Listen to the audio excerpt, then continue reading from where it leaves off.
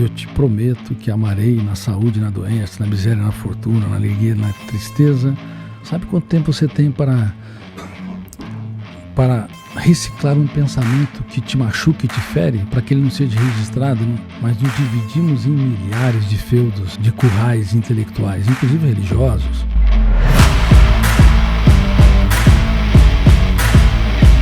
Foi nesse estágio que eu comecei a perceber minha pequenez e como nós, como espécie, somos doentes. Somos uma única família, a família humana, mas nos dividimos em milhares de feudos, de currais intelectuais, inclusive religiosos. E foi nesse momento que eu percebi que eu não tenho pleno controle da minha mente. Neste momento eu percebi, espera um pouquinho, por que quando eu sou contrariado, ao invés de, como eu faço com o veículo, pegar a direção, o breque e me posicionar, por que eu reajo sem pensar?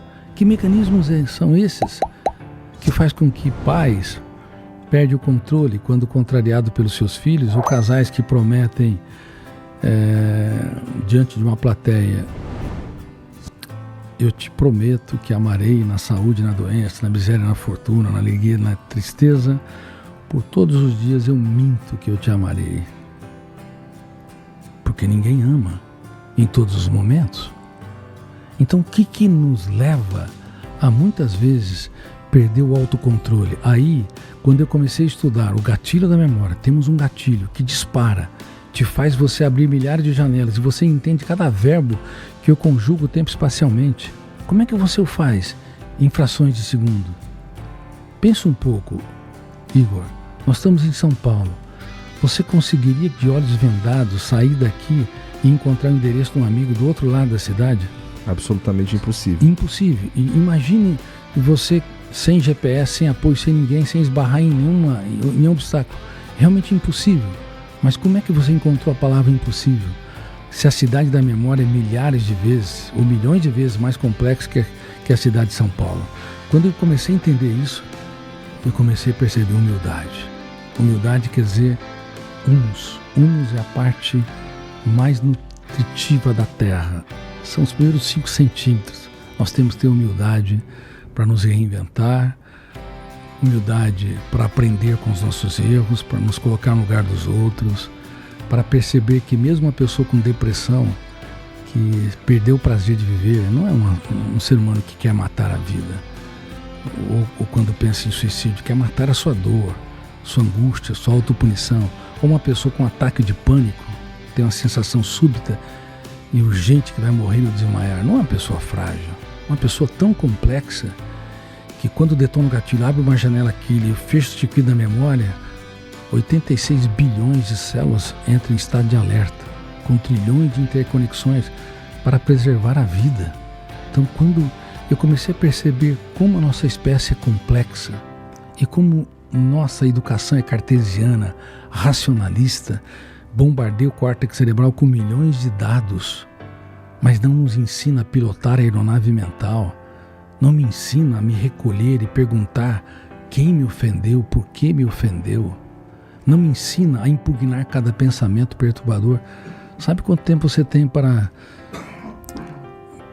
reciclar um pensamento que te machuca e te fere, para que ele não seja registrado e consequentemente não consiga mais ser deletado? Você tem 5 segundos e ninguém se fala sobre isso. Você toma banho, não toma banho? Idealmente. Tem gente que toma 2 banhos por dia. Não é meu caso, tomo 1. Tem gente que toma 3. Eu já tive pacientes que tomavam 40 banhos por dia. Então, detonava quando estava tomando banho. Olha os mecanismos para poder explicar melhor. Estava tomando banho. Quando estava tomando banho, detonava o primeiro copiloto. O gatilho disparava, abria janela saudável, light, sentia refrescado, a âncora se posicionava numa determinada região, não havia hiperfoco e o alto fluxo, o quarto fenômeno, lia e relia e vinha pensamentos saudáveis, gostosos, agradáveis na sua mente. Quando saía do banho, a hora que tocava a toalha, ela sentia que tinha vírus e bactérias, detonava em milésimos de segundo o gatilho, abria uma janela traumática ou killer, o volume de tensão fazia com que a âncora fecha o circuito. Naquele momento, ao invés de ela ter autonomia, ela perdeu o autocontrole, perdeu a capacidade de ser líder de si mesma. E era uma pessoa encantadora. Mas o nível de ansiedade era tão grande que o quarto copiloto, primeiro o gatilho, segundo janela Kira, terceiro a âncora, hiperfoco. Lembra, hiperfoco é um problema. Quarto, o alto fluxo, começa a ler e reler. Eu estou contaminada e eu posso ter risco de morrer, então ela tinha que voltar ao ritual compulsivo. Por isso, toque, transtorno obsessivo, os mecanismos mentais de ideias fixas, compulsivo ao comportamento. Aí então ela repetia até que o cérebro entrava no estado de esgotamento e ela ia dormir ou saía completamente combalida. Então, na mente humana, quando você entende que ela é multifocal e não unifocal, existem múltiplos fenômenos operando, você vai perceber que o eu não está sozinho pilotando a aeronave mental. Ele tem 4 copilotos importantes que te faz entender os estímulos de fora, mas pode conspirar contra o ser humano, levando-o a ser um escravo vivendo em sociedades livres. Seria muito bom encontrar um bom psicólogo ou um bom psiquiatra para ter conversas agradáveis, até mesmo para se ouvir, porque quando você está diante de um bom terapeuta, você se ouve, porque as pessoas não se ouvem, elas não ouvem nem a voz do corpo. Como eu disse, dores de cabeça, dores musculares, o cérebro gritando, mude o seu estilo de vida. Elas não se ouvem. Se elas não se ouvem, não ouvem a voz do corpo, quanto mais não ouvem de maneira adequada quando estão angustiadas, irritadiças ou estão sendo impulsivas. Aliás, tem pessoas que me dizem, Dr. Cury, eu não levo o desaforo para casa. Claro, você é um desequilibrado. Então, essa história de bater ou levou é um problema muito sério, porque o eu tem de gerenciar o estresse e entender que faz parte do jogo pessoas que nos frustram. A vida é um contrato de risco.